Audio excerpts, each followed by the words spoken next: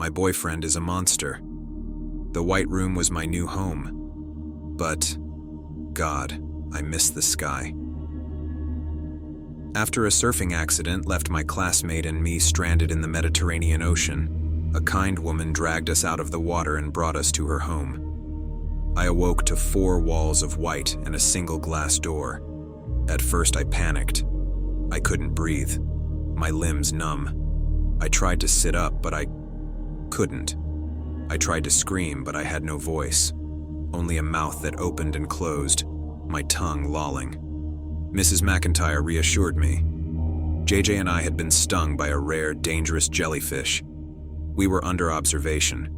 At night, she crept in, jabbed me with a needle, and dragged me off for tests that twisted my body, waking me up screaming, blood filling my mouth. Just the jellyfish venom, she soothed. I couldn't scream anymore. I felt light under her surgical knife. I stopped being able to feel my toes, then my legs, then my arms. Numbness spread through me, severing all of me. Hey, Diddy? JJ's voice was terrifying at first. When he slid into my mind so effortlessly I tried to push him out, but he was relentless. It started with a sharp prick in my skull, then white noise, then like a skipping radio. He was there.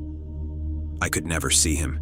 He was locked away somewhere. But I could sense him, smell the seawater on him. I pretended not to hear his wails, begging for death, for peace, for pain when numbness took over. Why can't I feel anything? His cries filled my head. Fuck! Is it supposed to be all be lack? Maddie, I can't. Oh God, I can't see. Presently, his voice was fading, like ocean waves. When they bled into my mind, my thoughts stirred. Do you remember why you came surfing with me? His voice made me smile. I've been crushing on you since the 4th grade.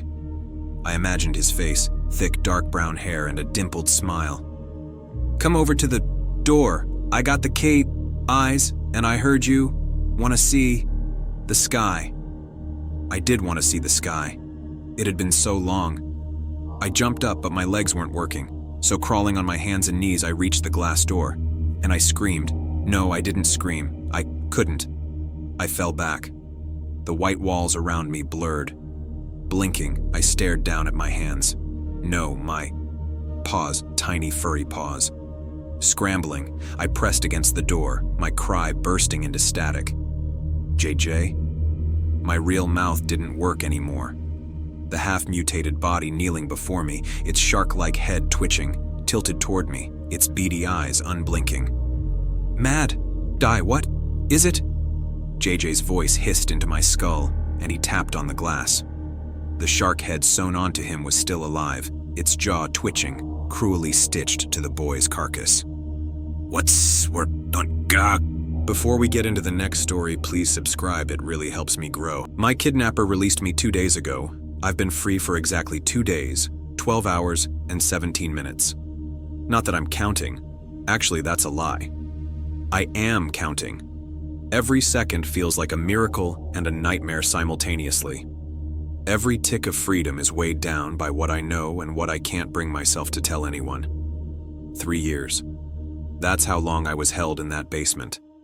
At least that's what they are estimating at the hospital due to my blood work. Time blurred together in that windowless room, marked only by the steady drip of a leaking pipe and his footsteps on the stairs. That drip. That goddamn drip. Sometimes I would lie awake counting them until I reached thousands, feeling my sanity slip away with each watery pulse. I don't remember who I was before. Not anymore. The worst part is knowing that I used to remember. For the first few months of captivity, I clung to my identity like a lifeline. I had a name, I had a home, I had people who loved me, I had a life. But he couldn't stand it when I'd recite these facts to myself in the dark. He'd fly into rages when I'd whisper my real name over and over like a prayer. You're no one, he'd scream, bringing his fists down on my head, my face, my temples. "You're mine now. Nothing else. The doctors at the hospital believe I have severe brain damage from repeated trauma. Scans show old fractures in my skull that healed without medical attention. Dark patches on my brain where blood pooled and scarred. Memory centers, damaged beyond repair. Now the police ask questions I can't answer. Did I have family? Friends? A job? A home? The only clear memory I have from before is standing outside a Trader Joe's, nearly dropping a paper bag of groceries as one of the handles ripped. It was raining lightly. I remember thinking I should have brought an umbrella. Then a hand clamped over my mouth, a bag over my head, the smell of chemicals. Darkness. When I woke up, I was in that room. Concrete walls stained with substances I tried not to identify. A thin mattress on the floor that reeked of mold and worse things. A bucket in the corner that he'd empty only when the stench became unbearable even to him. A single light bulb hanging from the ceiling that he would turn on and off at random intervals, destroying any sense of day or night I might have clung to. The first month, I screamed until my vocal cords shredded. I clawed at the door until my fingernails tore off, leaving bloody streaks on the wood. I begged whatever God might be listening to either save me or kill me. Neither happened. He never told me his name. I never saw his face clearly. At least, for the longest time I didn't see his face, not that finally seeing it helped. I'll explain soon. He always wore a mask when he came down, a plain white medical mask at first, then more elaborate ones as time went on. Sometimes animals, sometimes cartoon characters. The Mickey Mouse one was the worst. He'd wear it on days he decided I needed to be disciplined. I won't describe what that entailed. I can't. Not yet. Maybe not ever. It was painful, horrific, that cheerful mouse face watching as he told me I was his masterpiece, a true blank canvas, that humans should be grateful for lives that are full of endless opportunities. Once, he didn't feed me for 2 weeks. Just water. By the end, I was hallucinating, seeing shadows dance on the walls. When he finally came down with a plate of cold spaghetti, I wept with gratitude. I kissed his feet. I would have done anything. I did do anything. The strangest part was how routine it all became. The terror never fully subsided, but it evolved into something duller, more manageable. Sometimes he'd bring me books, dog-eared paperbacks with coffee stains and torn covers. Sometimes he'd sit in a folding chair and make me read to him, correcting my pronunciation instantly when I stumbled over words. Sometimes he'd leave a small radio that only picked up static and religious broadcasts. The preachers' voices became as familiar as my own thoughts. When winter came, I could tell from the bone-deep chill that seeped through the concrete. He'd bring down a space heater sometimes, but only if I'd been good. I learned to stop shivering in his presence because it annoyed him. I learned to regulate my body temperature through sheer will. I learned things about survival that no human should know. I stopped asking why. I stopped begging to be released. I stopped speaking altogether around the 2-year mark. What was the point? The silence became my armor. He hated it. He'd scream at me, shake me, try anything to make me talk. But I'd retreated so far inside myself by then that my body was just an empty shell. Sometimes I would watch him from somewhere above, like I was floating near the ceiling, observing this broken girl with matted hair and skin stretched tight over protruding bones. The worst times were when he was kind, when he'd bring me a warm blanket, when he'd clean the infected cuts on my legs with surprising gentleness, when he'd read to me as I drifted off to sleep. Those moments confused me, made me question everything. Stockholm Syndrome, the hospital psychologist called it later. I call it hell. Then, 2 days ago, he came down the stairs without his usual measured steps. He was rushing, frantic, no mask this time. And his face? I know he wasn't wearing a mask. It was human skin, but no eyes, no mouth or hair, no ears or nose. No features at all, just a blank canvas. That's all I remember about his face. "Time to go," he said, injecting something into my arm before I could react. As consciousness slipped away, I heard the basement door open again, shuffling. A muffled cry. Another person. "Your replacement has arrived," he whispered in my ear. I woke up on a park bench 20 miles from the house where I'd been held.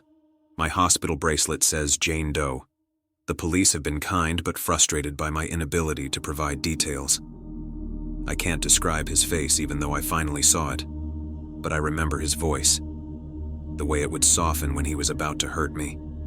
The slight lisp on certain words. The wet sound of his mouth when he'd lean close to whisper things he planned to do to me. It's strange how my brain protected some memories while obliterating others.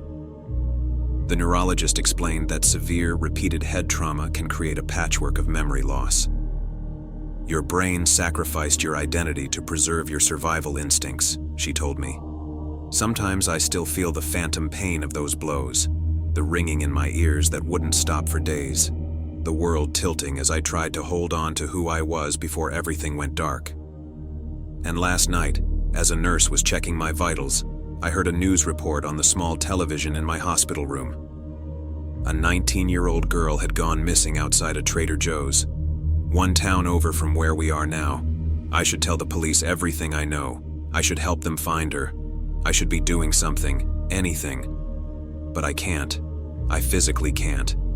Because as he was preparing to release me, after I'd heard those muffled cries from upstairs, unmistakably female, young, terrified, he grabbed my face with one gloved hand, squeezing until I thought my jaw would break. "Listen carefully," he whispered, his breath hot against my ear. "You're going to leave here. You're going to stay quiet. If I see one police sketch, if I hear one whisper that you're helping them find me, I will cut her throat while playing a recording of your voice. She'll die believing you killed her." He showed me a phone then, replaying snippets of my voice he'd recorded over the years. My pleas, my screams, even my reading voice from those bizarre sessions where he'd make me read aloud from classic novels for hours until my throat was raw. "I've already told her all about you," he continued. "How you helped pick her, how you're my partner. She thinks you've just gone out for supplies." His tone was nothing less than excited. "She's waiting for you to come back. For 3 years, just like you waited." But here's the thing that keeps me frozen. The thing I haven't told anyone until now. When he released me, he whispered something else. "You did so well. I'll be coming back for you. This is just intermission. And remember, her blood will be on your hands if you talk." And on my discharge papers from the hospital, tucked into the folder the nurse gave me this morning, I found a small note on Mickey Mouse stationery. "Miss you already. The new girl isn't nearly as much fun. She keeps asking when you're coming back. I told her you'd return soon to help me with her, TikTok." Along with the note was a small USB drive. When I plugged it in at a library far from the hospital, it contained only a single video file. 10 seconds of footage showing a young woman, blindfolded and gagged, huddled in the same corner of the same basement where I spent 3 years. A timestamp on the video showed it was recorded just 4 hours ago. In the background, my voice, pieces of recording stitched together saying, "Don't worry, I'll be back soon. We're going to have so much fun together." I've been free for exactly 2 days, 12 hours, and 23 minutes. But I know I'm still not free at all, and neither is she.